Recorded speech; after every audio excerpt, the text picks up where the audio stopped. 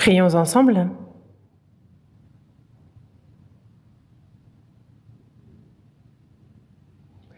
Dieu notre Père, toi qui nous aimes, toi qui es miséricordieux, par ton précieux sang, Seigneur, tu nous as sauvés. Et le reste de notre vie, tu nous permets de le vivre pour ta volonté, ta gloire en étant obéissant. Seigneur, par ta parole et ton Saint-Esprit, tu nous guides. Merci. À cette heure, nous qui avons reçu la rédemption par le précieux sang que tu as versé, Seigneur, sommes réunis devant toi pour louer ta grande grâce, ton grand amour, pour apprendre ta parole. Et nous te remercions de la communion que tu nous permets d'avoir au milieu de ce troupeau saint. Et tes regards sur chacun d'entre nous, que par ta main miséricordieuse, chacun soit soutenu. Et que le reste de notre vie, nous ne voyons plus notre cœur être détourné par les choses vaines de ce monde, que nous ne suivions plus les désirs charnels, vains de notre corps, mais que ce soit pour ta gloire, pour ta volonté, pour t'être agréable et en suivant ton Saint-Esprit, que nous vivions. Pour cela, rends-nous parfaits. Il y a ton Église en Corée, dans le monde entier, à tous les frères et sœurs qui, malgré les difficultés, gardent la foi et prêchent ton évangile. À chacun d'eux, accorde ta parole, ta main puissante, soutiens-les. Et qu'en cette fin des temps, pour ce qui concerne la mission, de pouvoir prêcher ta parole jusqu'aux extrémités de la terre, guide-nous et aide-nous. À cette heure, c'est dans le Saint-Esprit que nous nous confions et en lui que nous remettons toutes choses. Nous avons prié au nom de notre Seigneur Jésus. Amen.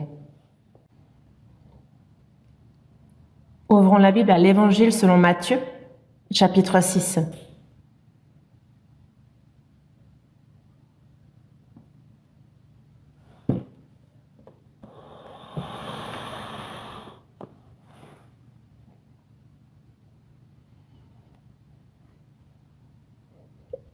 Matthieu chapitre 6, verset 33.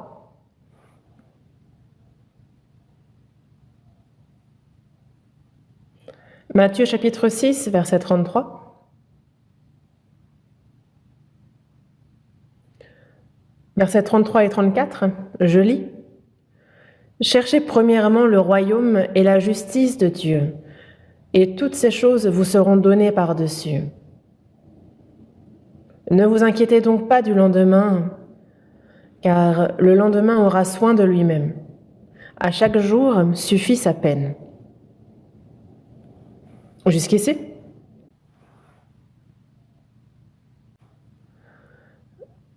Aujourd'hui, le titre du sermon, qui se base sur ces versets, c'est « Les priorités dans la vie du chrétien ».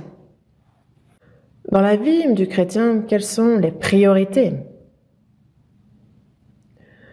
Une personne qui a compris la grâce, l'amour de Dieu, les chrétiens sauvés, comme Dieu l'a promis, la promesse qu'il nous a faite, c'est la vie éternelle. Dans le premier épître de Jean, chapitre 2, verset 25, il est écrit « Et la promesse qu'il nous a faite, c'est la vie éternelle. » Le Seigneur est mort à notre place et par le sang qu'il a versé, il a éternellement lavé nos péchés. Et ça, c'est pour que nous ne soyons plus sous la malédiction, sous le péché, mais que dans le royaume de gloire de Dieu, nous puissions avec lui recevoir la vie éternelle et vivre éternellement avec lui. C'était dans ce but qu'il s'est sacrifié pour nous. Nous, chrétiens, c'est le royaume éternel de Dieu, glorieux. C'est la gloire de Dieu sur laquelle nous fixons nos regards durant notre vie. Dans le psaume 90, du verset 1, on va chercher ce psaume, psaume 90. À partir du verset 1 jusqu'au verset 4, je lis « Seigneur, tu as été pour nous un refuge, de génération en génération. Avant que les montagnes fussent nées et que tu eusses créé la terre et le monde, d'éternité en éternité, tu es Dieu. Tu fais rentrer les hommes dans la poussière et tu dis, Fils de l'homme, retournez. Car 1000 ans sont à tes yeux comme le jour d'hier quand il n'est plus, est comme une veille de la nuit.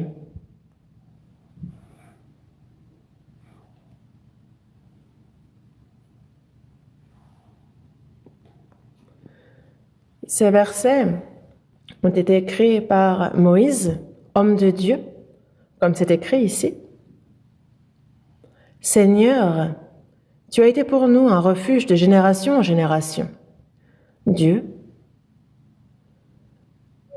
a formé l'homme à son image, afin que éternellement nous puissions vivre avec lui. Notre vie sur cette terre, la chorale nous l'a chanté. Nous sommes pèlerins de passage sur cette terre.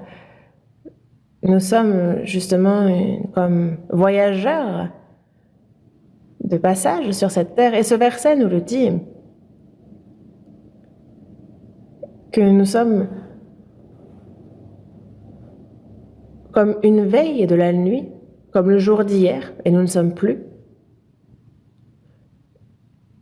Le matin, et il y a la nuit, et il y a une veille de la nuit. Et c'est ce à quoi ressemble notre vie. Comparé à l'éternité, dans le royaume des cieux, les quelques dizaines d'années que nous vivons sur cette terre sont pour le Seigneur comme une veille. Elles sont comme n'étant rien. Mais vivre éternellement dans le royaume de Dieu en profitant de sa gloire, ça, quand on y pense, ça nous fait réaliser que oui, notre vie sur cette terre est comme un grain de sable dans l'immensité de la plage.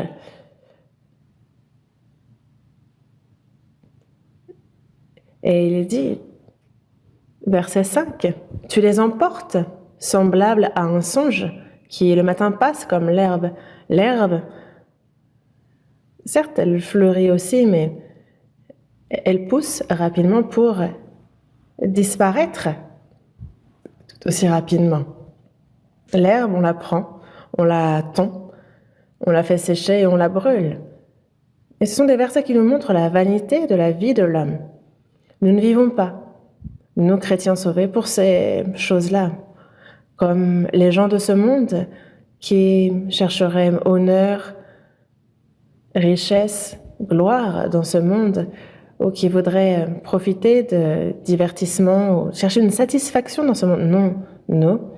C'est le royaume éternel de Dieu, c'est sa gloire vers laquelle nous tournons nos regards, et c'est ce en quoi nous espérons. Dans Jacques, chapitre 4, verset 14, il est dit « Qu'est-ce que votre vie ? Vous êtes une vapeur qui paraît pour un peu de temps et qui ensuite disparaît. Le temps que nous passons dans cette chair, dans ce monde, nous sommes comme une vapeur qui paraît pour un peu de temps et qui ensuite disparaît. C'est comme un rêve d'été, c'est comme lorsqu'il y a quelque chose et le vent passe. Et là, toute vapeur, toute brume disparaît. C'est comme la brume, c'est une illusion. On essaie de la saisir avec la main et on ne le peut. Notre vie est similaire. Nous ne vivons pas pour les choses de ce monde. Non. Les chrétiens sauvés ont l'espérance de la vie éternelle, l'espérance du royaume éternel de Dieu. Et c'est pour cela que c'est pour son royaume, c'est pour sa gloire que nous vivons selon sa volonté. Notre but dans la vie est différent. Et c'est pour ça que la vie du chrétien a un ordre de priorité différent aussi. Les gens de ce monde, si on leur demande quel est votre souhait, ils vous répondront gagner beaucoup d'argent, devenir riche. D'autres voudraient avoir du pouvoir et ils veulent devenir politiciens. D'autres, eux, voudraient avoir une compétence toute particulière et pouvoir être applaudis, reconnus par les autres. Il y a divers souhaits. Et quand on demande aux tout petits « Ah, et tu veux faire quel métier plus tard ?» et la majorité vous répondra « Président ». Et c'est leur plus grand vœu. Un élève, on lui demandait « Ah, et plus tard, qu'est-ce que tu veux faire ?» Et il dit « Moi, j'aimerais devenir joueur de foot pouvoir courir sur les terrains du monde entier, un peu comme un tel. Mais réfléchissez un petit peu. Regardez un peu ce qui arrive au président.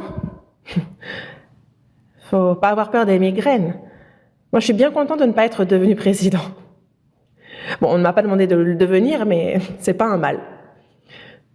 Et ce n'est rien en soi. Je ne sais pas pourquoi il court vers ces choses.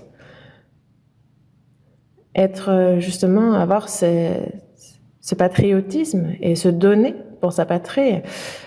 Mais d'autres voudraient être riches et vivre dans le luxe. Mais tout cela, c'est comme un rêve d'été. Et c'est comme une vapeur qui paraît pour un peu de temps et qui ensuite disparaît. C'est comme un rêve. Que l'on rêve de devenir riche, que l'on rêve de ceci ou de cela, on se réveille et tout s'est évaporé. Et c'est pour ça que la Bible nous parle de cette vapeur, de cette veille de la nuit, parce qu'on rêve, mais on se réveille et il ne reste rien. Notre vie est un peu comme un rêve vide. Et nous savons combien tout cela est vide, combien c'est mensonger. Mais nous, c'est la vie éternelle. C'est la gloire du royaume de Dieu. Nous vivons pour cette espérance-là. Même les élèves. Pourquoi doit-il étudier alors qu'ils détestent ça? Ils détestent étudier et les élèves doivent tout de même étudier avec zèle et ils souffrent. Pour quelle raison? C'est pour que survivre au milieu de la compétitivité de ce monde, pour faire ceci ou cela, pour devenir riche, c'est parce qu'ils ont une espérance, mais celle-ci est vaine, quelle que soit l'espérance qu'ils aient. Pour devenir riche, certains vont se donner comme si devenir riche était leur seule priorité dans la vie. Mais il nous faut réfléchir pour nous chrétiens, quelles sont nos priorités dans la vie? Pour toute personne qui vit dans ce monde, il y a de nombreuses choses à faire. Mais il y a des choses à faire en priorité et d'autres à faire plus tard. Et par quoi commencer? Commencer par le plus important.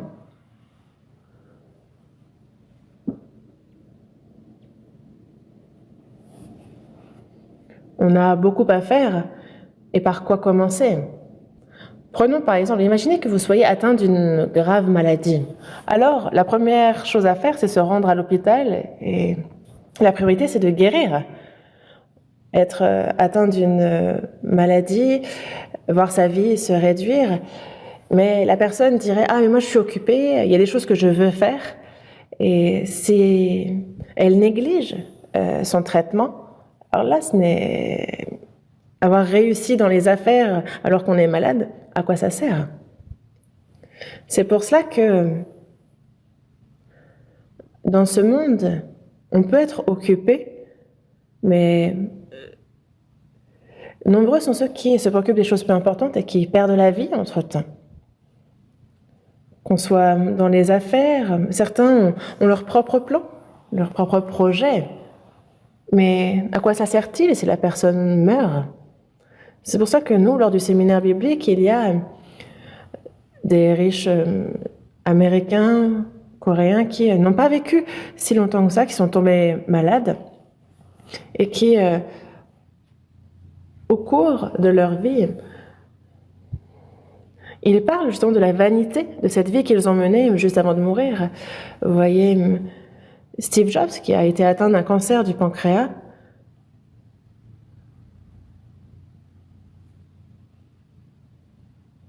c'est en 1939, il me semble, qu'il a été opéré. Il a été à l'université de Stanford et Une personne disait justement que lorsqu'une personne est sur le point de mourir, alors il faut réfléchir à ce qui est vraiment important. Quand une personne sait que sa mort est proche, alors elle apprend à connaître ce qui est vraiment important dans ce monde et ce qui l'est beaucoup moins. Et c'est pour ça que lui, en soins palliatifs, il s'est dit « j'ai vécu comme un idiot ». Les gens de ce monde considèrent que la personne qui est riche a réussi sa vie, mais moi, j'ai échoué. J'ai vécu comme un idiot. Le plus important, je l'ai oublié tout au long de ma vie. Qu'est-ce qui est le plus important? Il n'est pas dit s'il a compris ce qui était le plus important avant de mourir, donc on ne peut en parler, mais dans Matthieu chapitre 16, verset 26, « Que servirait-il à un homme de gagner tout le monde s'il perdait son âme? Ou que donnerait un homme en échange de son âme? Dans ce monde, notre vie, nous passons des dizaines d'années ici, mais on peut avoir tout, gagner le monde entier si on perd notre âme. Alors, à quoi ça sert-il? Que donnerait un homme en échange de son âme? Notre vie n'est pas échangeable contre le monde entier. Non. De nombreuses personnes se disent on va bientôt mourir de telle ou de telle manière.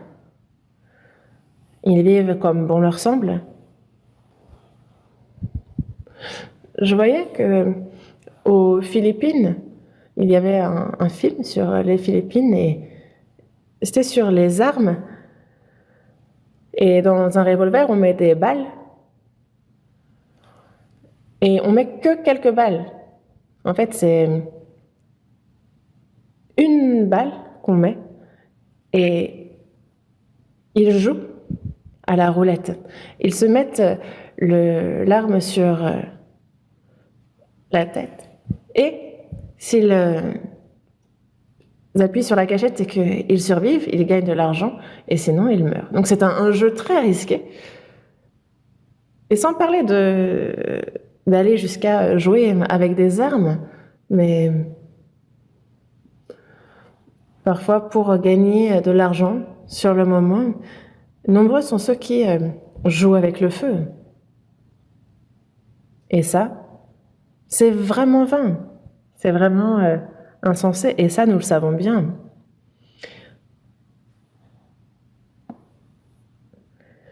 Perdre sa fortune, c'est perdre peu. Perdre les honneurs, c'est perdre pas mal de choses, mais perdre son âme, ça, c'est se perdre éternellement. Perdre la santé, c'est déjà perdre beaucoup, mais perdre son âme, c'est encore bien pire, c'est se perdre complètement.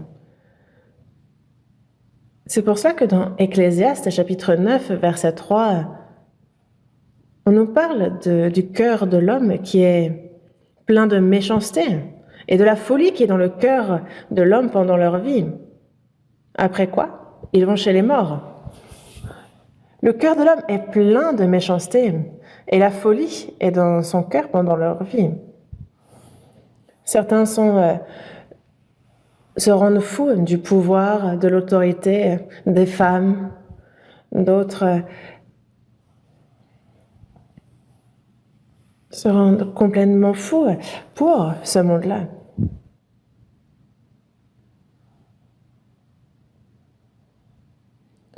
Dans Luc, chapitre 12, verset 15, il est dit « Gardez-vous avec soin de toute avarice, car la vie d'un homme ne dépend pas de ses biens, fût-il dans l'abondance. » La vie d'un homme ne dépend pas de ses biens, fût-il dans l'abondance. La vie d'un homme ne dépend pas de ce qu'il dépense, de ce qu'il a.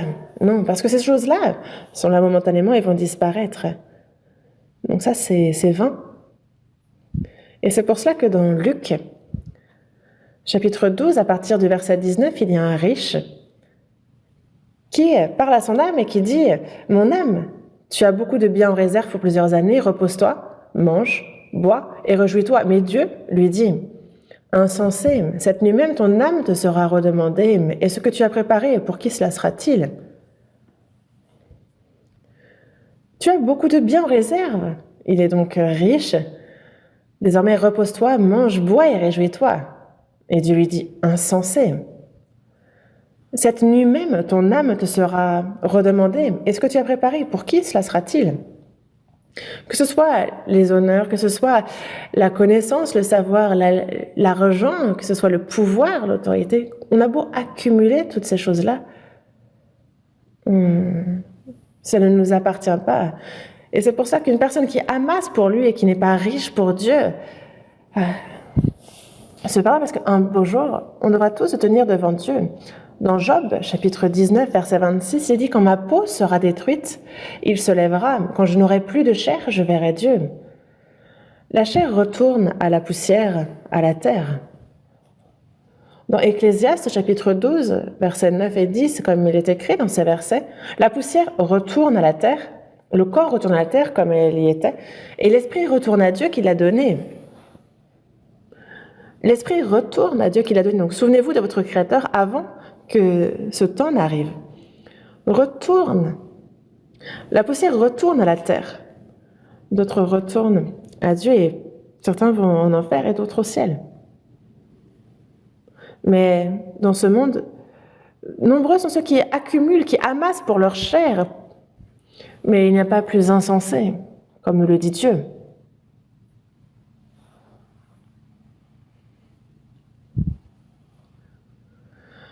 Pendant que nous vivons dans ce monde, il y a ce que Dieu doit faire.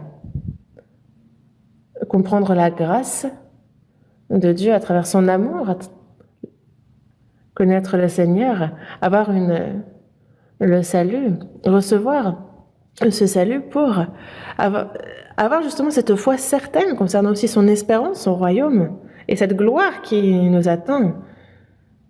Et même si la personne a obtenu tout ce qu'elle voulait dans ce monde, si elle est éternellement perdue devant Dieu, alors vraiment cette personne est certainement la plus malheureuse au monde, la plus misérable. Parce que toutes les choses de ce monde disparaissent, ce sont là momentanément. Et il ne faut pas que le chrétien espère en ces choses. Ce n'est pas pour ces choses-là qu'un chrétien doit vivre. Non. Quelles sont les priorités du chrétien dans sa vie? Nous, en tant que chrétiens, nous sommes complètement différents des gens de ce monde. Les gens de ce monde ne réfléchissent pas à d'où ils viennent, où ils vont, pourquoi ils font des efforts et quelle en sera la fin. Mais tous ont cette âme formée à l'image de Dieu. Malgré que nous ayons péché, il nous a aimés, il nous a sauvés en sacrifiant son Fils unique comme victime expiatoire. Il a été jusqu'à le livrer et par le précieux sang qu'il a versé, il a accompli l'expiation pour nous. Et lorsqu'une personne comprend cela, elle reçoit la vie, elle reçoit le salut. Et c'est une nouvelle espérance qui naît en elle. Notre espérance, notre raison de vivre, notre système de valeurs est différent. Et il le faut. Ça doit être différent. Même si les gens de ce monde obtiennent tout ce qu'ils veulent, s'ils perdent leur âme, savez-vous ce qu'on dit d'une telle personne? Vous connaissez Judas Iscario. Parmi les 12 disciples de Jésus, il a été élu aussi, mais durant 3 ans et demi, il a suivi Jésus, il a écouté, entendu sa parole, il a vu les miracles également que Jésus a accomplis.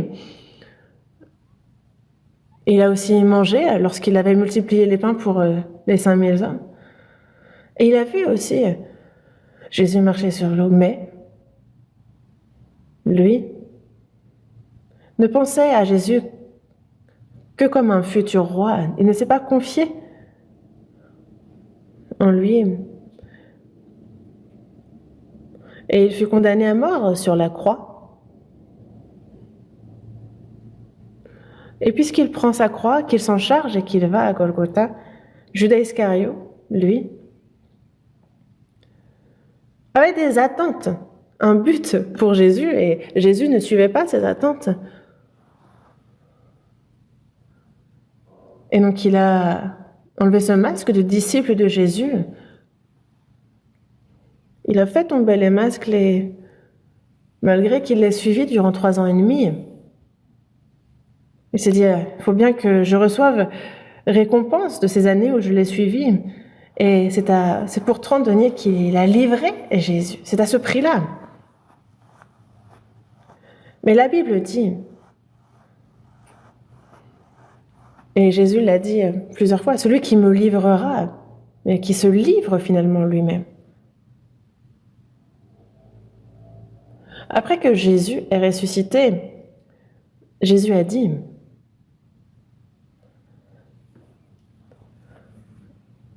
il a dit avant de ressusciter que malheur à l'homme par qui le Fils de l'homme est livré. Mieux vaudrait pour cet homme qu'il ne fût pas né. Il aurait mieux valu qu'il ne fût pas né car il n'irait pas en enfer. Parce qu'il a aussi l'âme, l'esprit, à l'image de Dieu. S'il meurt, ce n'est pas la fin pour lui. Une personne sauvée entre dans le royaume éternel de Dieu, mais une personne qui n'est pas sauvée, elle, dans Matthieu chapitre 25, verset 41, comme c'est écrit, « Retirez-vous de moi, maudits, allez dans le feu éternel qui a été préparé pour le diable et pour ses anges. » Si la personne n'est pas sauvée, alors vaudrait mieux pour cette personne qu'elle ne fût pas née, n'est-ce pas? Pourquoi naître alors? Naître pour connaître la misère et la peine? Pour accomplir quoi? La mort est proche, à tout instant cette personne peut mourir.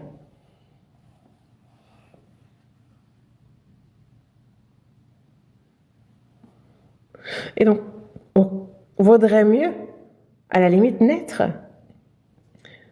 en animal, parce que mourir, ce serait juste la fin. Les animaux, sont là pour les hommes, on les attrape, on les mange, on les domestique.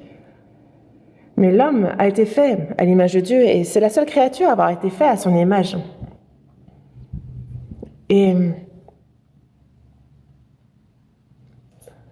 la terre qui a été faite pour que l'homme l'habite, il n'y a que la terre où l'homme puisse habiter. Mais de nos jours, les hommes se demandent s'ils ne pourraient pas vivre sur la Lune, s'ils ne pourraient pas émigrer vers Mars. Mais quel non-sens! Dans les psaumes, il est dit que le ciel est pour Dieu et la terre pour les hommes. Dieu donna la terre à l'homme et seulement la terre. Mais eux, c'est par leurs propres moyens qu'ils développent la science et qu'ils s'imaginent aller vivre sur la Lune. Mais comment?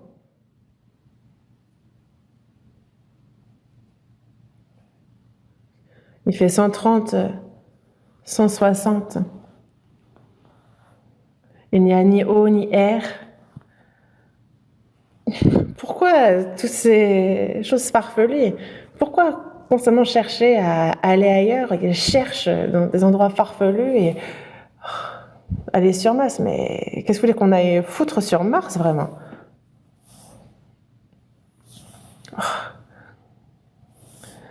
Ils disent justement recenser ceux qui voudraient aller vivre sur Mars. Mais est-ce que vous pensez que Dieu va accomplir ça? Il va le laisser faire ça? Il n'y a rien à faire sur Mars. Les personnes vont juste y aller mourir. Mais vraiment, les hommes font tout ce qu'il y a de possible et d'insensé sur cette terre. Une personne qui n'est pas sauvée devrait plutôt ne pas naître. Ce serait bien mieux pour elle. Mais, même si on perd tout dans ce monde, même si on est considéré comme ayant échoué dans ce monde, si notre âme, notre esprit est sauvé, si on est devenu enfant de Dieu, si on peut aller dans le royaume de Dieu, si on a cette assurance, alors cette personne est celle qui a véritablement réussi. Non? Nous, ne sommes-nous pas ceux qui avons réussi le plus dans ce monde? Vous ne saurez pas me dire. Et vous me direz, ah, mais moi, je suis quand même pauvre. J'ai des petits jobs ici ou là et je ne fais que survivre. J'ai même du mal à joindre les deux bouts. Moi, j'aurais réussi dans ma vie. Non. Mais vous pouvez ne rien avoir d'autre. Mais une personne véritablement sauvée est vraiment la personne qui a réussi dans sa vie. Lorsque, justement, ma peau sera détruite, il se lèvera. Quand je n'aurai plus de chair, je verrai Dieu, je le rencontrerai alors.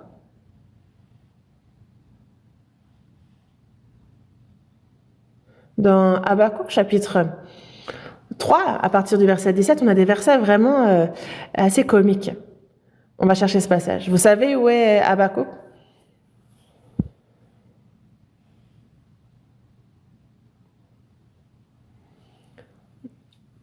C'est juste avant Sophonie. Chapitre 3, Habakkuk chapitre 3, Ancien Testament. Chapitre 3.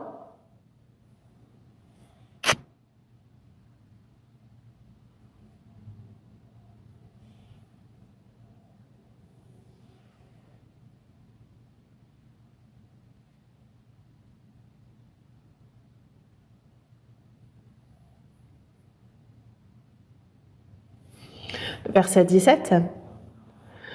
Habakkuk chapitre 3, verset 17. Car le figuier ne fleurira pas, la vigne ne produira rien, le fruit de l'olivier manquera, les champs ne donneront pas de nourriture, les brebis disparaîtront du pâturage, et il n'y aura plus de bœufs dans les étables. Toutefois, je vais me réjouir en l'Éternel, je vais me réjouir dans le Dieu de mon salut. Cette personne n'a rien, littéralement. Le figuier ne fleurira pas, la vigne ne produira rien, le fruit de l'olivier manquera.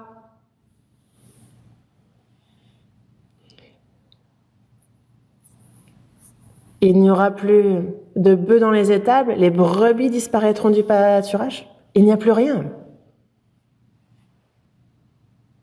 Pourquoi? Parce qu'il y a eu beaucoup de tribulations pour cette personne.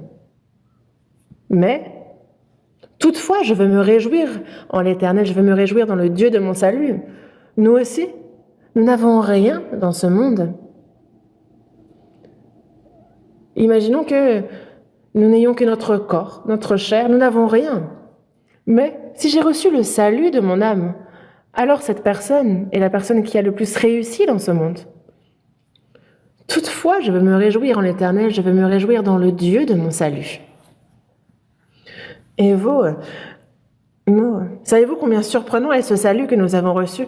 On a reçu le salut et on s'est réjoui. Et après, à la moindre difficulté, on serait là, quelle vie de chien! Cette personne, aurait-il mieux fallu qu'elle ne naisse pas? Non, si la personne est sauvée, elle a déjà tout gagné. Et on pourrait bien nous donner toutes les choses de ce monde. Si on n'a pas reçu le salut, à quoi cela sert? Dans Hébreux, chapitre 11, verset 24 et les versets suivants, il dit que c'est par la foi que Moïse, devenu grand, refusa d'être appelé fils de la fille de Pharaon. Lui qui était fils de la fille de Pharaon. Il aurait pu devenir pharaon d'Égypte, parce que c'était l'époque où l'Égypte était la civilisation la plus développée. Mais lui, il refusa d'être appelé fils de la fille de Pharaon. Et, regardant l'opprobre de Christ comme une richesse plus grande que les trésors de l'Égypte, il avait les yeux fixés sur la rémunération. Lui avait les yeux fixés sur le Christ qui allait venir. Il savait qu'il viendrait. Et c'est pour ça que lui, il regarde l'opprobre de Christ comme une richesse plus grande que les trésors de l'Égypte. Et il a les yeux fixés sur la rémunération. Pourquoi? C'est pour cette rémunération. Moïse, donc, a fait sortir le peuple d'Israël d'Égypte et il les a guidés dans le désert. Moïse est quelqu'un de remarquable. Lorsqu'il est dans le désert avec le peuple d'Égypte, le peuple d'Israël, cherche à le tuer, lui demandant « Mais pourquoi est-ce que tu nous fais souffrir ainsi dans le désert? Retournons en Égypte. » Et malgré toutes ces difficultés, Alors qu'il guide le peuple d'Israël hors d'Égypte, à travers le désert jusqu'en Canaan, lui, malgré toutes ces difficultés, il avait les yeux sur la rétribution. Et pour lui, c'était bien plus grand l'opprobre de Christ que les trésors de l'Égypte, et c'est pareil pour nous. Nous, quelles que soient les difficultés, les tribulations de ce monde, elles sont temporaires, momentanées. Nous allons dans le royaume éternel de Dieu. Et dans le royaume de Dieu, nous ne pouvons même pas imaginer combien belle sera cette gloire qui nous attend. Parce que c'est incomparable même aux plus belles choses de ce monde. Non, ça ne vaut même pas le 1% de ce qu'il y a dans ce monde. C'est indescriptible par les choses de ce monde. Dieu, ce Dieu qui nous a sauvés, lui, le Père, il y a Jésus. Nous le verrons, nous serons avec le Seigneur. Plus de tristesse, plus de larmes, plus de torture, tout cela, c'est effacé. Nous passerons notre éternité dans le royaume des cieux. Et vous pouvez comprendre cela, nous, dans ce monde, avec notre bon sens. En fait, le royaume des cieux reste indescriptible. Et l'apôtre Paul a dit à plusieurs reprises qu'il voudrait au plus vite aller au Père, aller au Seigneur, parce que c'est pour lui bénéfique. Mais il a dit, j'ai le désir de m'en aller et d'être avec Christ, ce qui est de beaucoup le meilleur. Mais à cause de vous, il est plus nécessaire que je demeure dans la chair. Il nous le dit dans Philippiens chapitre 1, il y a plusieurs versets qui nous le disent. Et nous, on sait ça. Et les choses de ce monde, les tribulations, les afflictions sont passagères. Dans Romains chapitre 8, verset 17, « Si toutefois nous souffrons avec le Seigneur afin d'être glorifiés avec lui, j'estime que les souffrances du temps présent ne sauraient être comparées à la gloire à venir qui sera révélée pour nous.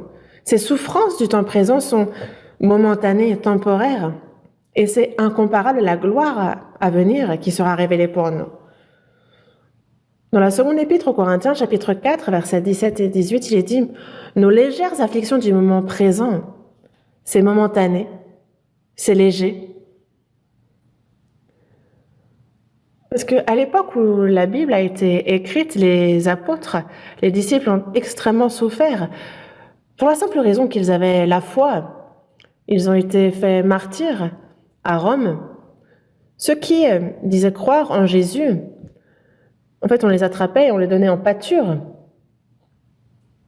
Parce que on disait d'eux qu'ils étaient cannibales. Parce que Jésus a dit « Buvez, c'est mon sang, mangez, c'est ma chair ». Et ils faisaient la Sainte Seine. Et donc, ils étaient considérés comme cannibales par les autres. En fait, il y avait de nombreuses tribulations critiques. Et ils ont été tués par un grand nombre de personnes.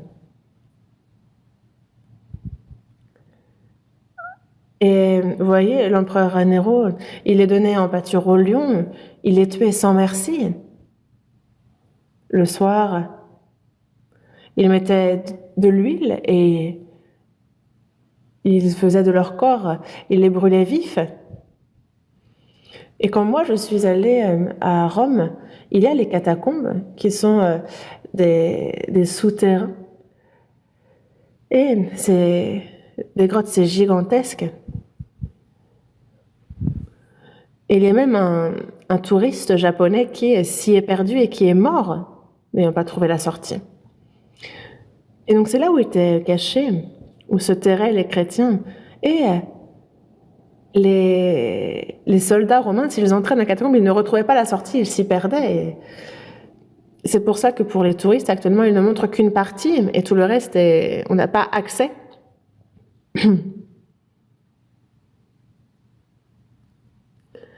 Ainsi, les chrétiens sont faits martyrs. Et à cette époque, justement, ils allaient récupérer le corps la nuit tombée et ils les enterraient dans les catacombes. Et c'est là qu'on retrouve donc toutes ces tombes, tous ces cadavres. Et justement, ils disent en fait que l'aiguillon de la mort, c'est le péché, mais la puissance du péché, c'est la loi.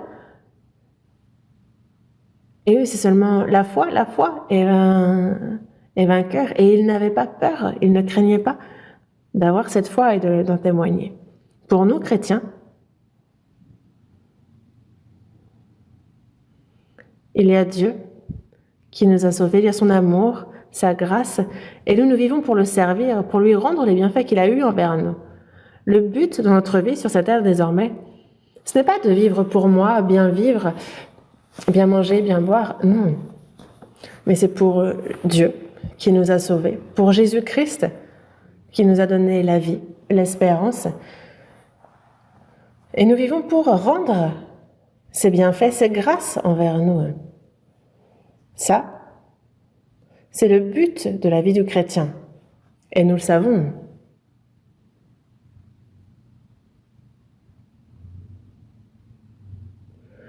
Les chrétiens, désormais, on le voit dans Romains chapitre 12, verset 11, « Ayez du zèle et non de la paresse, soyez fervents d'esprit, servez le Seigneur. » Il nous est dit d'avoir du zèle, non de la paresse, d'être fervents d'esprit et de servir le Seigneur. Que ce soit évangéliser, que ce soit faire le service dans l'Église, il y a diverses choses que nous faisons pour le Seigneur, s'aimer les uns les autres. Tout cela, c'est servir le Seigneur. Dans Matthieu chapitre 25, verset 40, il est dit que toutes les fois que vous avez fait ces choses à l'un de ces plus petits de mes frères, c'est à moi que vous les avez faites. Même si au plus petit des frères, tu as fait ceci ou cela, c'est à moi que tu les as fait. Évangéliser, faire le service au sein de l'Église, aider les frères et sœurs, ça, c'est servir le Seigneur. Et c'est pour cela que dans Colossiens, chapitre 3, verset 23, il nous dit « Tout ce que vous faites, faites-le de bon cœur, comme pour le Seigneur, et non pour des hommes. » Sachant que vous recevrez du Seigneur l'héritage pour récompense, servez Christ le Seigneur. Dans le cadre familial, au travail, à l'église, quoi qu'on fasse, il nous faut tout faire à chaque instant, comme pour le Seigneur. Parce que si vous ne servez pas ceux que vous voyez, comment servirez-vous le Seigneur que vous ne voyez pas? Et si vous n'aimez pas les frères et sœurs, comment pouvez-vous dire que vous aimez Dieu que vous ne voyez pas, alors que vous n'aimez pas les frères et sœurs que vous voyez?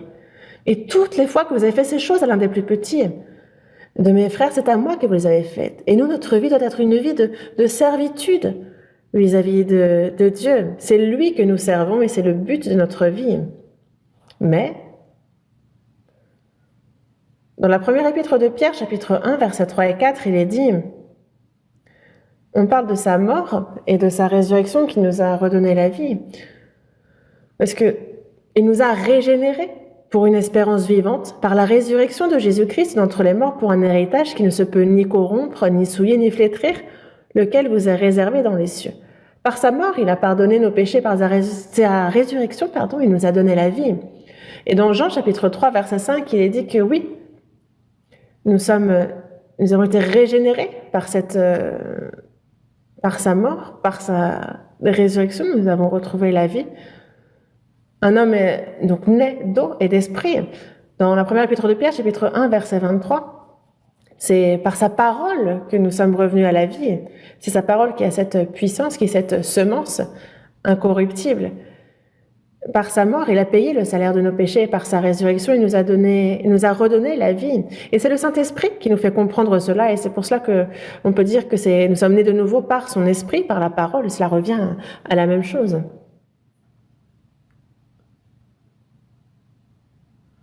Il nous a régénérés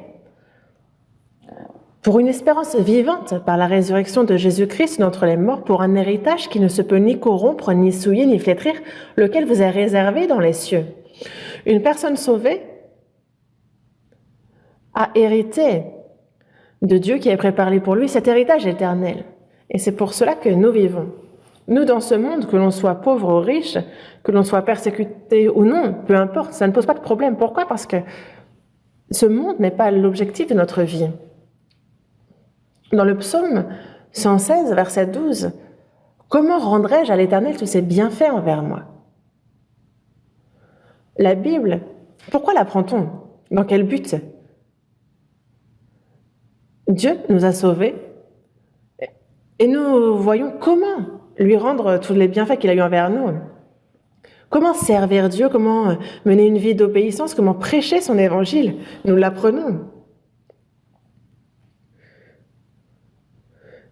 Et tout cela consiste à rendre à l'Éternel tous ses bienfaits envers moi. Dans le psaume 118, verset 17, il est dit « Je ne mourrai pas, je vivrai et je raconterai les œuvres de l'Éternel ». Dans le psaume 66 aussi, verset 16, « Je raconterai ce qu'il a fait à mon âme ». Nous, ce en quoi nous croyons, comment est-ce que Dieu nous a sauvés, ça, nous le racontons, nous le proclamons. Et c'est le but de notre vie, c'est pour ça que nous le faisons. Et dans Matthieu, chapitre 22, verset 37, Jésus dit « Tu aimeras le Seigneur ton Dieu de tout ton cœur, de toute ton âme et de toute ta pensée. » C'est ici le premier commandement qui nous est donné. De tout ton cœur, de toute ton âme et de toute ta pensée. Donc, aimer le Seigneur. Pourquoi? Parce que lui, c'est de tout son cœur, de toute son âme, de toute sa pensée que lui nous a aimés. Et donc, évidemment que Dieu nous demande de faire de même. Quelqu'un qui a été revêtu d'une si grande grâce, c'est comme quelqu'un qui est grandement endetté, s'il ne pense pas du tout à sa dette et qu'il vit comme bon lui semble. En fait, j'ai vu quelqu'un comme ça. Il était surendetté, mais il ne pensait pas à sa dette et il faisait tout ce qu'il voulait. C'est vraiment que sa conscience est tordue. Nous avons reçu une grande grâce. Et c'est pour ça que, vous voyez combien de nombreuses personnes sont mortes pour que l'évangile puisse nous être prêché, qu'il puisse arriver jusqu'à nous. Et nous nous devons à eux. L'apôtre Paul a dit, je me dois à tous. Et c'est pour ça que j'ai un vif désir de vous annoncer aussi l'évangile, à vous qui êtes à Rome. Quelqu'un qui a revêtu la grâce, s'il n'a même pas l'idée de prêcher cette grâce à ceux qui l'entourent, si ce n'est pas le but dans sa vie, c'est que c'est quelqu'un dont la conscience est tordue. Et personne de sauvé ne peut agir ainsi. Et s'il y a une personne qui agit ainsi, c'est qu'il y a quelque chose qu'elle n'a pas compris. C'est pour cela que dans Romains, chapitre 14, versets 7 et 8, il est dit qu'en effet, nul de nous ne vit pour lui-même. Et il n'y a personne parmi nous qui ne meurt pour lui-même. Parce que si nous vivons pour le Seigneur, et si nous mourrons pour le Seigneur. Soit donc que nous vivions, soit que nous mourions, nous sommes au Seigneur. Une personne sauvée, nul de nous ne vit pour lui-même. On est d'accord? Nul ne meurt pour lui-même. Vivre pour soi, mourir pour soi, c'est quoi ça? Ça, c'est une malédiction. Il nous faut vivre pour rendre à l'Éternel tous ses bienfaits, pour lui être agréable, pour lui rendre les grâces qu'il a eues envers nous. Et si ce n'est pas le cas,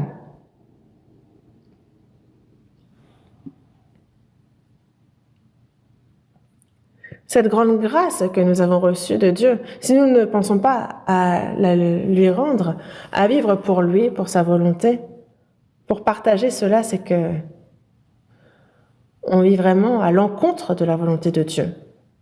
Mais l'homme, les chrétiens, pour quelle raison ne servent-ils pas correctement Dieu? Pour quelle raison? Les chrétiens, moi aussi, quand je regarde en évangélisant, il y a ceux qui s'efforcent de vivre pour le Seigneur selon sa volonté. Ceux-là sont vraiment chrétiens. Mais il y a ceux qui disent avoir reçu le salut et qui, je ne sais pas, ils témoignent très bien, ils se disent sauvés, mais ils agissent différemment. Jésus dit dans sa parole, « Pourquoi m'appelez-vous Seigneur, Seigneur, et ne faites-vous pas ce que je dis ?» Il aime, il règne en Seigneur éternel sur notre cœur. Il est Maître, Seigneur.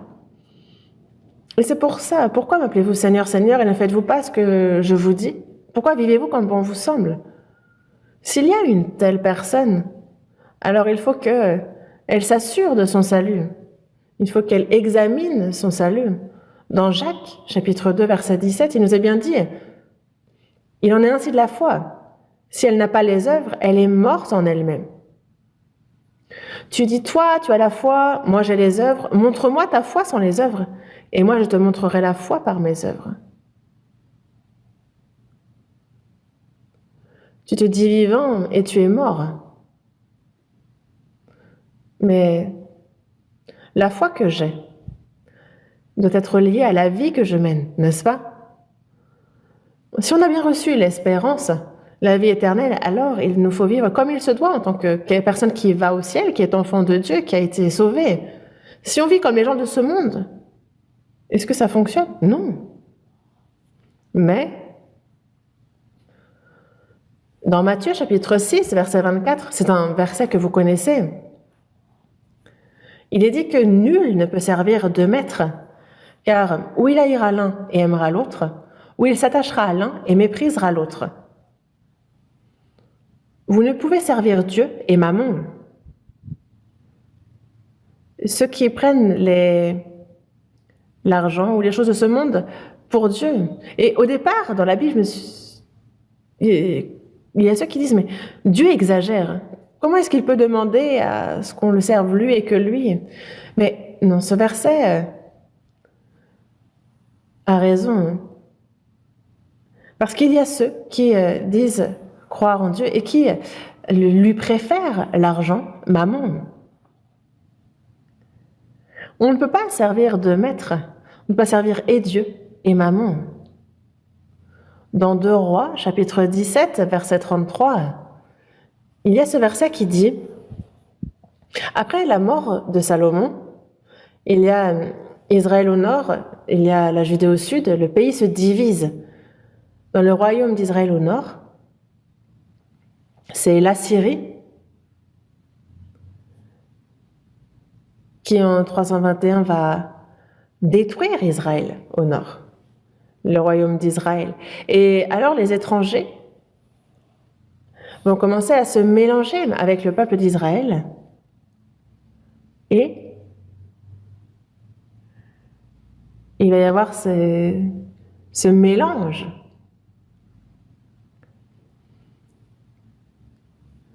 Et la Bible dit que ils servent et Dieu et ses idoles qui arrivent d'on ne sait où. Ils servent et les idoles et Dieu. Mais comment est-ce possible?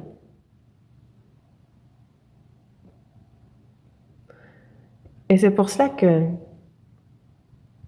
le royaume d'Israël au nord, avec la Samarie en son cœur, c'est là où ils ont fait leur propre temple, disant que c'est là qu'ils vont servir Dieu. Servir Dieu est une bonne chose, mais servir aussi les idoles arrivées à travers des païens, c'est comme Salomon qui a pris des femmes étrangères pour femmes et qui s'est prosterné devant ces idoles venues d'ailleurs. Dieu lui dit non, il l'avertit à plusieurs reprises, et qu'a fait Salomon? Il n'a pas écouté. Et Dieu l'a donc mis de côté. Il a fait que 10 tribus se sont divisées. Et il n'y a que la tribu de Juda et la tribu de Lévi est celle qui sert Dieu et qui était donc dans le temple. Mais il serait bien que pourtant tous servent Dieu, mais en cours de route, ils servent et Dieu et le monde. Dans Lévitique, chapitre 21, verset 1, il est bien dit, « Vous ne vous ferez point d'idole. Vous ne vous ferez point d'idole pour vous, les idoles que vous servirez. » Dans Ézéchiel, chapitre 14, du verset 3 au verset 5, il est dit que ces gens-là portent leurs idoles dans leur cœur. C'est ce qui est dit. Ils semblent servir Dieu de l'extérieur, mais dans leur cœur, il y a des idoles. Quand on regarde dans Colossiens chapitre 3, verset 5, il est dit « La cupidité, c'est une idolâtrie. » La cupidité. Donc, chercher par tous les moyens à gagner beaucoup d'argent dans ce monde, chercher par tous les moyens à devenir riche. La cupidité. Et que la cupidité. Dans la seconde épître à Timothée, chapitre 3, à partir du verset 2, les gens, à la fin du monde, vont aimer l'argent. Ils seront égoïstes, amis de l'argent. Ils vont aimer le plaisir plus que Dieu. Ils vont s'aimer davantage, aimer davantage l'argent. Et s'ils aiment l'argent, c'est l'argent qu'ils vont servir.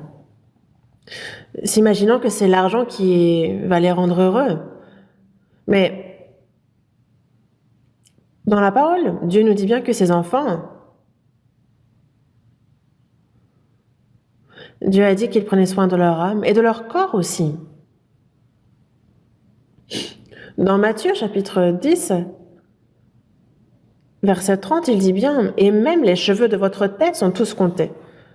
Et ne vend-on pas 2 passereaux pour 1 sou ?» Un sou, c'est la plus petite monnaie possible. Ne vend-on pas 2 passereaux pour 1 sou? Donc vraiment, un passereau, ça n'a aucune valeur, vu que c'est vendu pour 1 sou. 2 pour 1 sou. Mais cependant, il n'en tombe pas un à terre sans la volonté de votre Père. Ne valez-vous pas plus, beaucoup plus qu'eux? Regardez les oiseaux du ciel, regardez les lys dans le champ. Et il a exprimé à plusieurs reprises combien les animaux du ciel sont gardés par Dieu. Regardez les lys des champs, combien ils ont de superbes robes. Mais à plus forte raison, vous, qui avez été fait à l'image de Dieu, ne prendra-t-il pas soin de vous? Mais c'est par manque de foi, c'est parce qu'ils n'y croient pas que ils se font des dieux à part, des dieux qui sont censés les rendre heureux. Mais ça, la cupidité, c'est une idolâtrie. Dans Romains, chapitre 8, verset 32, il est dit, lui, qui n'a point épargné son propre fils, mais qui l'a livré pour nous tous. Lui, Jésus, est égal à Dieu, mais c'est son fils unique, son propre fils, qui n'a point épargné, il l'a livré pour nous tous. Et comment alors? Lui qui n'a pas épargné son propre fils, ce Dieu qui l'a livré pour nous, comment ne nous donnera-t-il pas aussi toutes choses avec lui? Il nous les donne. Dans Hébreux, chapitre 13, versets 5 et 6, il est dit « Ne vous livrez pas à l'amour de l'argent, contentez-vous de ce que vous avez. » Dieu nous dit bien « Je ne te délaisserai point et je ne t'abandonnerai point. » Mais il y a ceux qui, tout de même, ne croient pas. Peut-être sauvés, mais qui vivent par leurs propres moyens en s'appuyant sur les choses de ce monde. Mais non, je vous en parle parfois, mais nous, qu'on soit dans les affaires, qu'on soit dans une entreprise ou qu'on fasse du commerce, quoi qu'on fasse, ça, c'est pour la gloire de Dieu, c'est pour la prédication de l'Évangile. Dans Actes, on voit aussi l'apôtre Paul qui a travaillé de ses propres mains. Il a travaillé pour aider ceux qui sont dans la difficulté, les pauvres, car il vaut mieux donner que recevoir. Dieu, le Seigneur, prend soin de nous et ce n'est pas pour autant qu'il faut ne rien faire. Cherchez premièrement le royaume et la justice de Dieu. Premièrement, il y a donc une priorité. Le royaume de Dieu. Ceux à qui on prêche l'évangile et il y a ceux qui reçoivent le salut et donc son royaume s'élargit. Reprendre justement ce territoire qui avait été enlevé par le diable. Et à chaque fois qu'une personne est sauvée, ça élargit le royaume de Dieu. Nous, en Corée, on a un peu plus de 300 églises. Et à l'étranger, dans plus de 82 pays, on est à plus de 1100 et quelques églises. Les personnes sauvées sont très nombreuses. Et ça, c'est le royaume de Dieu qui s'élargit. Et dans le monde, je n'ai pas trouvé ceux qui évangélisaient aussi activement que nous, l'évangile. Il y en a, mais aussi activement, non. On ne les voit pas. Mais en cette fin des temps, c'est comme si Dieu nous avait confié la mission mondiale. Et donc cette responsabilité est importante. Mais actuellement, cela coûte beaucoup. La mission à l'étranger, pour envoyer un missionnaire, on envoie des missionnaires et au départ, il nous faut soutenir à tous les niveaux lorsqu'ils vont dans des pays difficiles et c'est notre charge et on ne rencontre pas de problème. Les frères et sœurs se chargent de ça. Pourquoi? Parce que nous vivons pour l'évangile et seulement pour l'évangile. Pour ce qui est de la prédication de l'évangile, ce sont ceux qui ont d'abord reçu le salut qui vont sacrifier de nombreux biens matériels. Et c'est ce que demande la prédication de l'évangile. N'est-ce pas? Dans Luc, chapitre 16, verset 9, il est dit que « Faites-vous des amis avec les richesses injustes ». Pourquoi les richesses injustes? C'est que les richesses sont à Dieu. Tout ce que possède le chrétien est à Dieu. Notre corps, notre âme, tout a été racheté au prix de son sang. Et donc, ce corps qui travaille aussi pour gagner de l'argent, il est aussi à Dieu. Donc, soit que nous vivions, soit que nous mourions, nous sommes au Seigneur. Et donc, qu'est-ce qu'on fait avec ce qu'on a gagné grâce à lui? On lui est agréable. On fait en sorte que son royaume s'élargisse. Cherchez premièrement le royaume et la justice de Dieu. Est-ce que nous prions juste que son royaume soit fait? Non. Nous prions, et c'est notre liberté, nos biens matériels, notre temps, notre bonheur, et si nécessaire, jusqu'à notre propre vie, que nous sacrifions pour lui. Lors des premières églises, les apôtres, c'est pour l'évangile qu'ils sont morts, qu'ils ont été faits martyrs. Il n'en a pas un seul qui a coulé de vieux jours sans être fait martyr. Et dans la seconde épître à Timothée, chapitre 4, juste avant d'être tué, il dit « Pour moi, je sers déjà de libation ». Donc c'est une sorte de sacrifice. Je sers déjà de libation et le moment de mon départ approche. Il dit cela et il s'adresse à Timothée disant « Toi, souffre avec moi pour l'évangile ».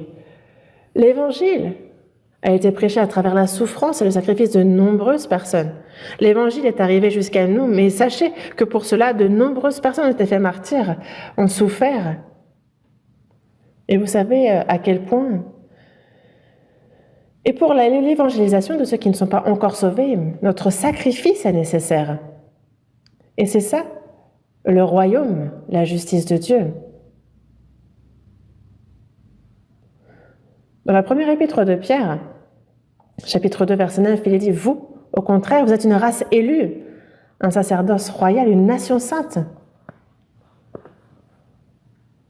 Dans Luc, chapitre 17, versets 20 et 21, on nous parle du royaume de Dieu. Ce n'est pas un royaume que l'on voit qui est ici ou là, non. Le royaume de Dieu ne vient pas de manière à frapper les regards. Il n'est pas ici ou là. Le royaume de Dieu est au milieu de vous. Il y a 3 éléments à un pays. Il y a donc un dirigeant, une autorité, il nous faut un territoire et un peuple, une nation.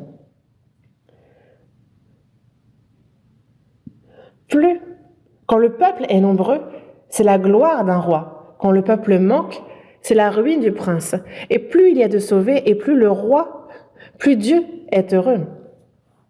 Dans Jean chapitre 15, verset 8, il est bien dit, « Si vous portez beaucoup de fruits, c'est ainsi que mon Père sera glorifié. » Donc, qu'il y ait beaucoup de sauvés, c'est porter beaucoup de fruits. Donc, si vous portez beaucoup de fruits, c'est ainsi que mon Père sera glorifié et que vous serez mes disciples. C'est le témoignage que nous sommes ses disciples. Et dans la seconde épître à Timothée, non, la seconde épître à Pierre, chapitre 3, verset 13, il dit que nous attendons selon sa promesse de nouveaux cieux et une nouvelle terre où la justice habitera.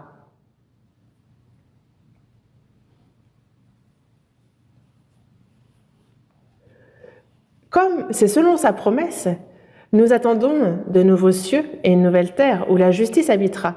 Il n'y aura que la justice de Dieu dans le paradis.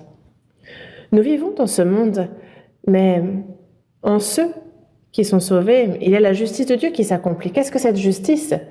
Donc une vie d'obéissance à sa volonté. Les chrétiens qui s'aiment les uns les autres, vivre selon la volonté de Dieu, ça, c'est cette justice qui s'accomplit dans le royaume de Dieu. On a à l'extérieur donc l'évangile qui est prêché, c'est ce royaume qui s'élargit, et entre nous, il y a justement aimer Dieu, vivre selon sa volonté, s'aimer les uns les autres, lui obéir. Et c'est cela, chercher premièrement le royaume et la justice de Dieu. Donc prêcher l'évangile et les sauver entre eux, donc être obéissant à Dieu, s'aimer les uns les autres. Et c'est ça qu'il faut que nous cherchions. Cherchez premièrement le royaume et la justice de Dieu. Et toutes ces choses vous seront données par-dessus. Donc c'est la priorité des priorités. Ce dont notre chair a besoin, Dieu s'en charge. Elles nous seront données par-dessus. Dieu, vis-à-vis de ses fils sauvés, il les garde, il les aide. Et c'est une promesse que Dieu a faite. Même dans ce monde, les gens vont chercher par tous les moyens à pouvoir faire en sorte que leurs enfants vivent comme il se doit, qu'ils marchent droit, et ils les aident à tout niveau. Et les autres vont dire « Oh là là, mais ce n'est pas un bel enfant, mais pour les parents, ce sont de précieux enfants, ce sont leurs enfants. » Et dans ce monde, on voit les parents aimer leurs enfants ainsi et en prendre soin et les aider. Alors imaginez Dieu, lui qui a sacrifié son Fils unique pour nous sauver. Combien il prend soin de ses enfants? Est-ce qu'il va nous abandonner, nous délaisser? Non. Depuis le jour où j'ai reçu le salut et jusqu'au jour de ma mort, il y a Dieu qui me garde, qui m'aide. Lui qui a compté jusqu'au nombre de mes cheveux. Il n'y a personne qui puisse compter les cheveux de sa tête. On n'arrive même pas à compter nos cils. Mais Dieu, lui, connaît chacune de nos situations. De quoi j'ai besoin. Et donc ne nous inquiétons pas du manger, du boire, de quoi nous serons vêtus. Non, ça ce sont des choses dont les païens s'inquiètent. Non.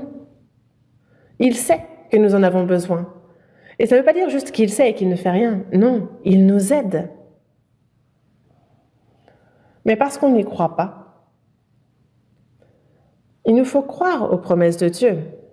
Le salut aussi, Jésus a accompli le pardon des péchés, de tous les péchés, mais si on n'y croit pas, ça ne s'applique pas.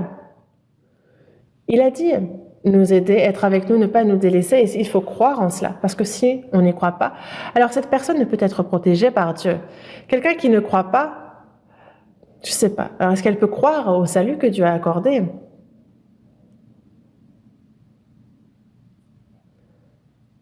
Dieu nous aide. Il a fait la promesse de prendre soin de nous.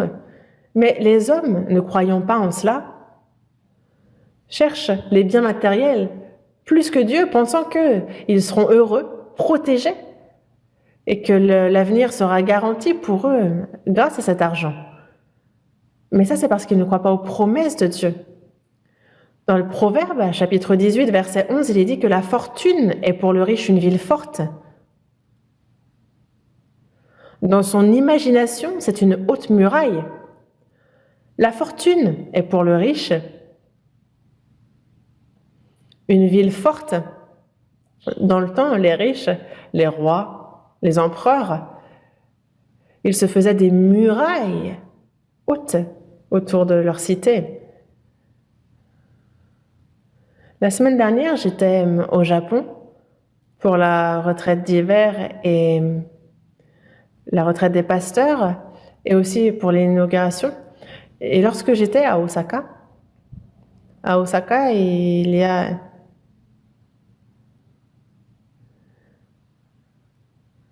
la cité où vivaient d'anciens dirigeants du pays, à Osaka. Et il y a des douves, comme des fossés. Et donc, lorsque la porte est bloquée pour entrer dans la cité, il y a donc ces douves, il y a ces fossés qui sont remplis d'eau et qui font le tour de la cité pour qu'on ne puisse pas y entrer.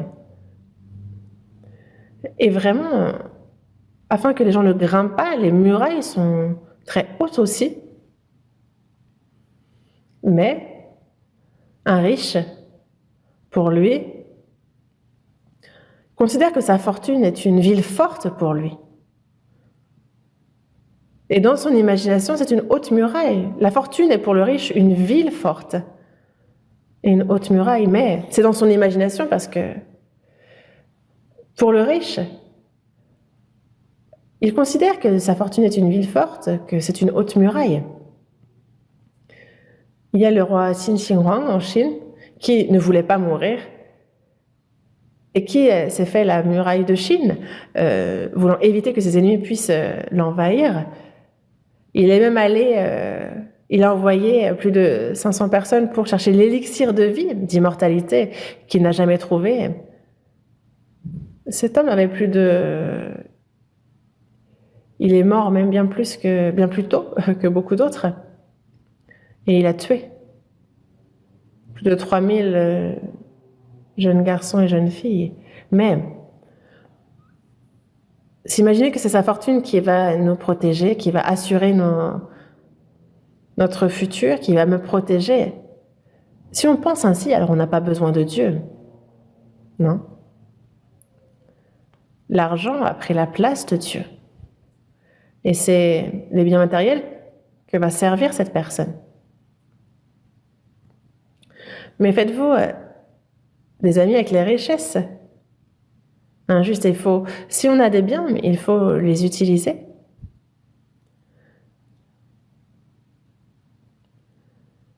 On a besoin de préparer notre futur, mais pas à outrage. Parce que Dieu s'occupe tout aussi bien des personnes âgées que des jeunes. Dans Jean chapitre 17, verset 10, on voit la prière de Jésus la veille de sa mort. Il a dit « Dieu, tout ce qui est à moi est à toi, et ce qui est à toi est à moi, et je suis glorifié en eux. » Donc tout ce qui est à moi est à toi. Ce qui est à Dieu est à moi, et ce qui est à moi est à Dieu. Et Dieu se charge intégralement de la personne qui prie ainsi aussi. Il faut que nous aussi nous puissions prier de telle manière.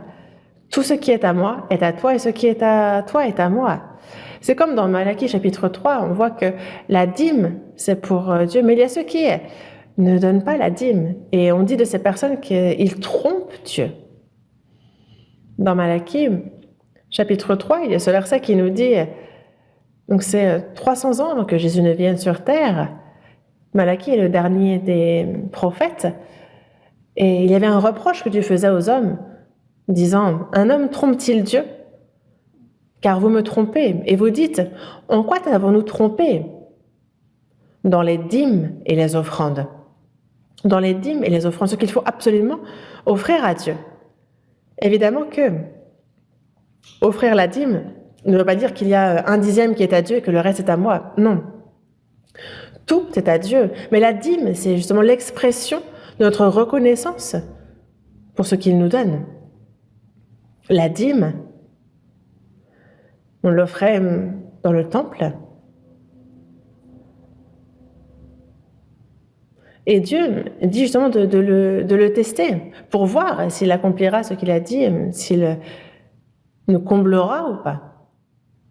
C'est le seul verset où Dieu dit de le tester. Mais lui, s'il le dit, il le fait. Et il va nous donner. Et il nous donne toujours en quantité dont nous avons besoin, donc il n'y a pas besoin de chercher plus. Mais il ne va pas nous donner forcément à chaque fois beaucoup. C'est comme des parents qui sont aisés, mais est-ce qu'ils vont pour autant déverser leur argent sur leurs enfants? Il y avait un élève de primaire qui est allé acheter quelque chose et puis il donne un chèque de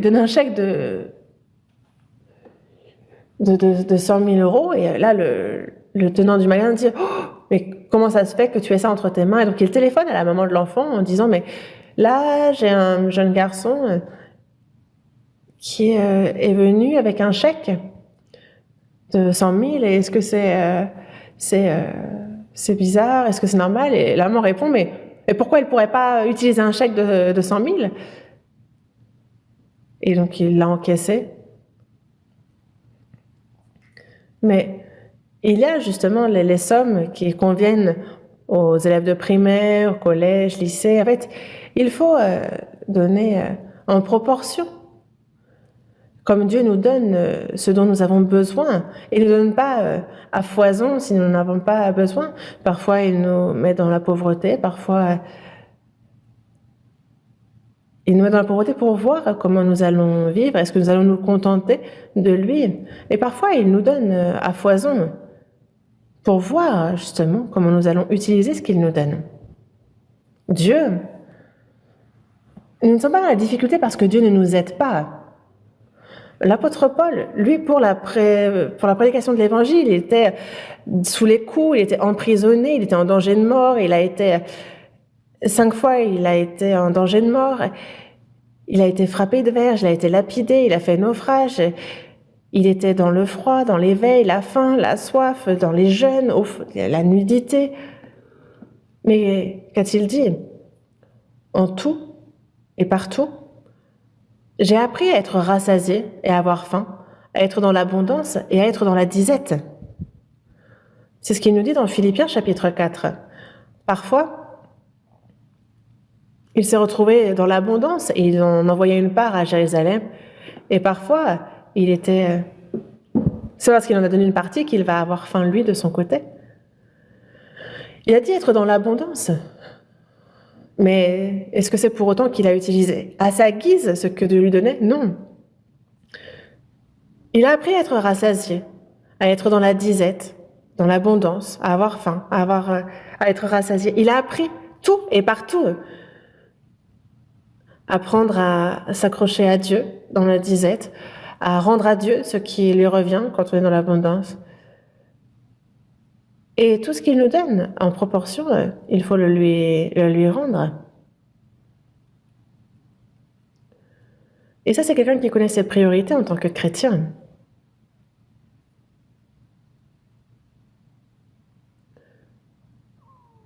Les chrétiens, pour nous, c'est chercher premièrement le royaume et la justice de Dieu.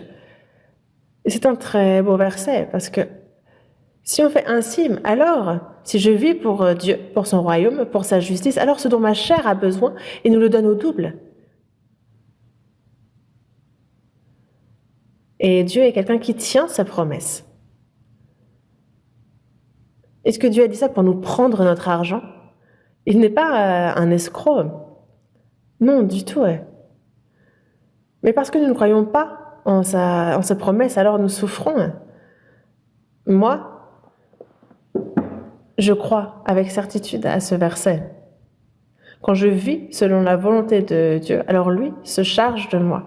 Il prend soin de moi et il prend bien soin de moi. Vraiment mémoriser ces versets. Et c'est pour ça que dans le psaume 118, verset 17, il dit « Je ne mourrai pas, je vivrai, et je raconterai les œuvres de l'Éternel. » On a un but pour lequel nous ne mourrons pas et nous vivons.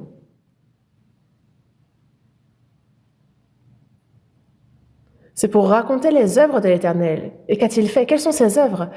Il créa les cieux, la terre, toute la création. Il la dirige. Il règne sur l'histoire de l'humanité, il la guide. Mais il y a encore bien plus grand. C'est qu'il sacrifia son Fils unique pour le pardon de nos péchés. Il nous a ainsi sauvés. Et ça, c'est ce que Dieu pouvait faire de plus grand. C'est la meilleure de ses œuvres. Lui, créateur de l'univers, des cieux, de la terre, lui qui règne, qui dirige l'histoire, il y a une chose qu'il n'a pas pu faire par sa parole, nous sauver. Pourquoi? Dans Romains chapitre 6, verset 23, il est dit que le salaire du péché, c'est la mort. Dieu est un Dieu de justice. Il faut forcément juger le péché, qu'il soit puni. Ça, c'est la justice de Dieu. Et personne ne pourrait aller au ciel si on devait être jugé selon nos iniquités. Mais pour nous sauver, Dieu, parce que son amour est plus grand que nos péchés, il n'a pas pour autant fermé les yeux, mais il a dû payer le salaire de nos péchés. Et c'est là la justice de Dieu. Et Jésus, qui lui était sans péché, est venu comme s'il était celui qui emportait le plus. Il a été dans l'humiliation, la souffrance, la douleur, il a versé son sang, toute l'eau de son corps. Et c'est ainsi que la justice a été parfaite en Dieu. Il a payé le salaire de nos péchés. Et c'est quelque chose qui ne peut pas arriver deux fois. Dieu ne peut pas faire quelque chose de plus grand non plus. Et c'est pour cela que dans Hébreux, chapitre 2, verset 3, il est dit « Comment échapperont-ils en négligeant un si grand salut ?» Un si grand salut. Une fois, j'étais dans la campagne, au nord du Tcholla, et on a eu un séminaire biblique, et il y a beaucoup de jeunes qui ont été sauvés lors de ce séminaire biblique. Mais il y avait un ancien, âgé, qui disait avoir bâti plusieurs bâtiments d'une église, et on était en entretien, et il lui disait « Mais pourquoi est-ce qu'il y a ceci, cela, tout ça pour le salut ?» Tout ça pour le salut?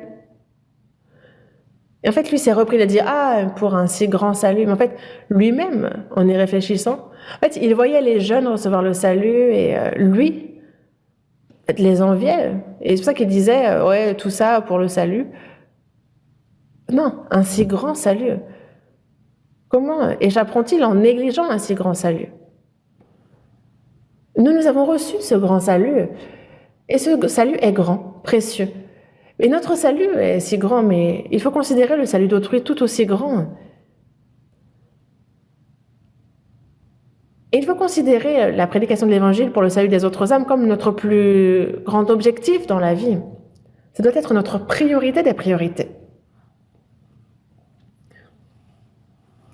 Et c'est accomplir sa justice que de vivre selon sa parole, de lui obéir de tout notre cœur, de toute notre âme, de tout notre esprit. Ceux qui aiment Dieu vont aimer leur prochain, mais cet amour sera manifesté. Et c'est ça qu'il faut que nous fassions. Dans Marc, chapitre 16, verset 15, il est dit « Allez par tout le monde et prêchez la bonne nouvelle à toute la création. »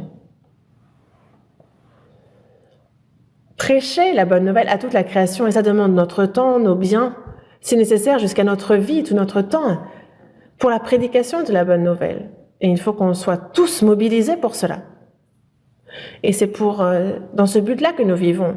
Il faut que l'on soit clair sur notre raison de vivre.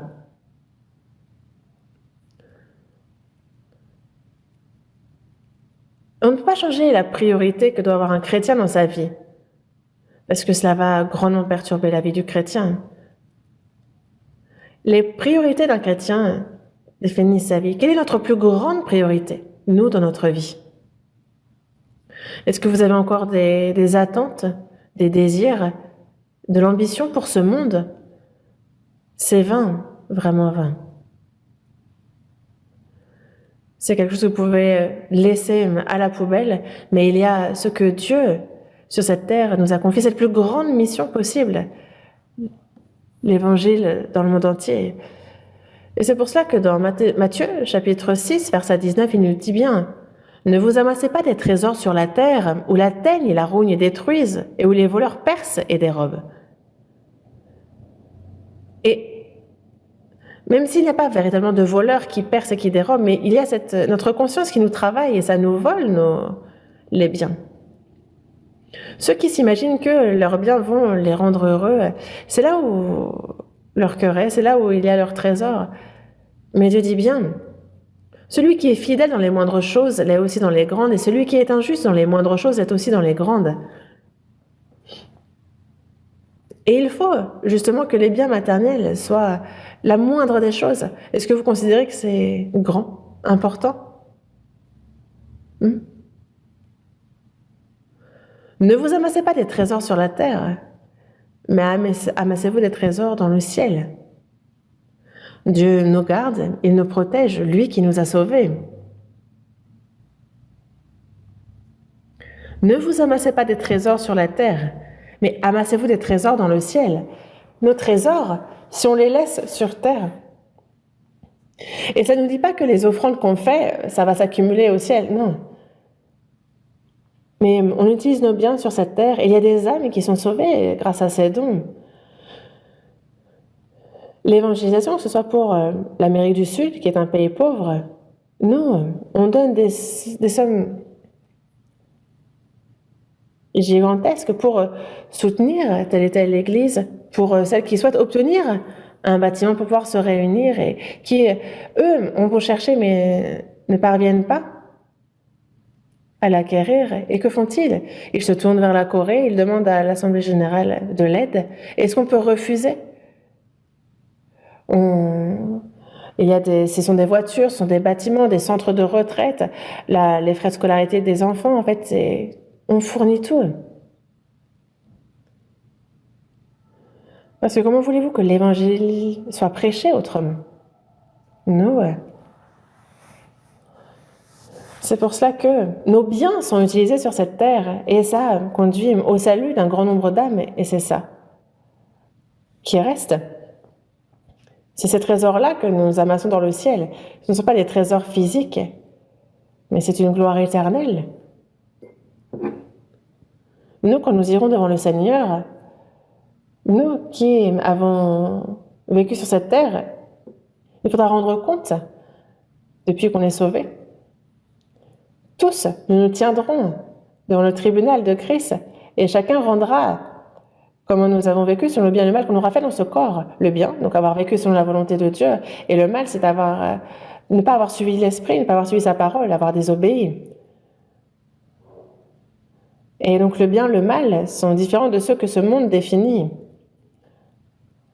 Par exemple, Dieu nous dit bien que celui qui connaît la volonté de Dieu et qui ne la fait pas, qui sait ce qui est bien et ce qui ne le fait pas, commet un péché. C'est pour cela que dans Luc, chapitre 12, verset 33, il est dit « Vendez ce que vous possédez et donnez-le en aumône. Faites-vous des bourses qui ne s'usent point. »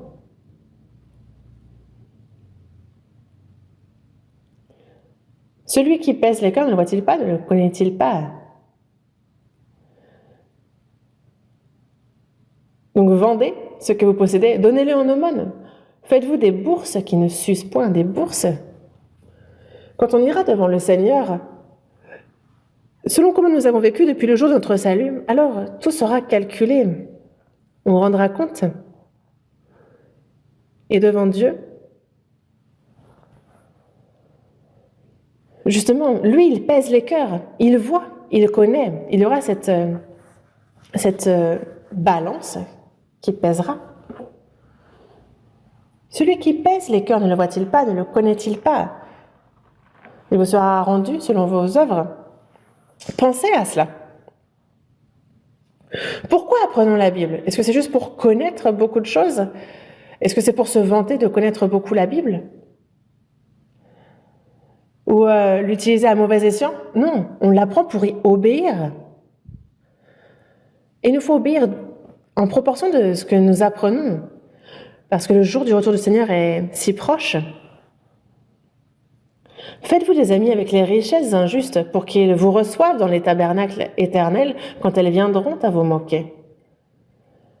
Parce qu'une fois au ciel, les biens que nous possédons n'ont plus aucune valeur. Ça redescend à zéro. Mais avant que cela n'arrive, il nous faut l'utiliser pour la prédication de l'Évangile. Alors, il nous rendra cela dans l'au-delà et dans ce monde aussi. Parce qu'il est dit que là où est ton trésor, là aussi sera ton cœur. Et où est votre cœur? Vous, votre trésor, où est-il? Est-ce qu'il est en haut? Est-ce qu'il est en bas? S'il est en haut, vous vivrez pour cela, pour son royaume, pour lui, pour son œuvre. Mais si votre trésor est dans ce monde, alors votre cœur, il sera aussi, vous chercherez à amasser pour les choses de ce monde. Et donc, où est-ce que vous mettez votre cœur durant votre vie? Ça, il faut être clair sur ce point. Nous, il nous faut vivre avec zèle pour le Seigneur parce que le jour de son retour est si proche. Et il faut qu'on puisse entendre ce compliment qui dit « bon et fidèle serviteur » et non pas « méchant serviteur et paresseux », non? Nous, l'année touche à sa fin, mais on ne sait pas, est-ce que le Seigneur va revenir cette année? Il reste encore quelques jours, donc il reviendra peut-être en 2024, et s'il ne revient pas en 2024, il reviendra l'année prochaine en 2025. Mais ce retour est vraiment proche. Tout s'est accompli, il peut revenir, et cela n'enfreint pas la Bible. Nous vivons à la fin des temps, ça c'est certain. Prions ensemble. Dis notre Père, toi qui es miséricordieux, en cette fin des temps que tu as fixée, c'est au milieu de nombreuses personnes dans ce monde que tu nous as sauvés, merci. C'est notre âme, notre corps, notre esprit, toute notre vie que tu as racheté au prix du précieux sang de Jésus. et que nous vivions seulement pour toi, pour ta gloire, pour cette mission de prédication de l'Évangile que tu nous as confiée. Que tout ce qui nous appartient te soit consacré pour ton œuvre, que de nombreuses âmes s'accomplissent, le salut de nombreuses âmes s'accomplisse, que ce soit pour toi une grande joie, que nous soyons aussi glorifiés. Nous souhaitons que tu sois grandement glorifié à travers nous, et comme tu nous l'as promis, que nous aussi nous entrions dans ta gloire. Accorde à chacun selon ce dont ils ont besoin, que nous croyons, et que nous puissions vivre seulement selon ta volonté, et pour qu'ainsi, à travers nous, tu puisses accomplir l'œuvre que tu souhaites accomplir à travers nous. Tout ce que nous souhaitons entreprendre à l'avenir, guide-nous en toutes choses. Nous avons prié au nom de notre Seigneur Jésus. Amen.